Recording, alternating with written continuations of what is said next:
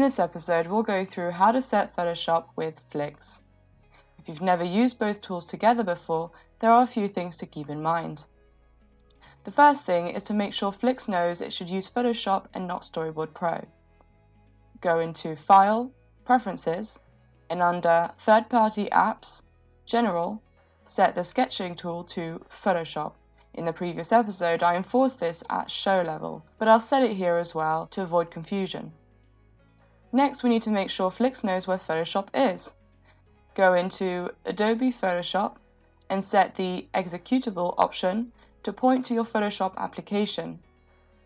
Select Browse and find and select the Photoshop executable. If you're using a Mac, you'll need to put these details in this section. Now Flix knows where Photoshop is. Finally, we need to install the plugin. Next to Install Plugin, select the Install button. You might need to restart Photoshop after installing the plugin. We can now start using Photoshop with Flix. Either open Photoshop or double-click on a panel to launch the application. When opened, you should have this Flix plugin appear. If you can't see it, go into Window, Extensions, and make sure you have Flix selected. We are now ready to use Photoshop with Flix. In the next episodes, we will learn the different ways to create and modify panels using Photoshop with Flix.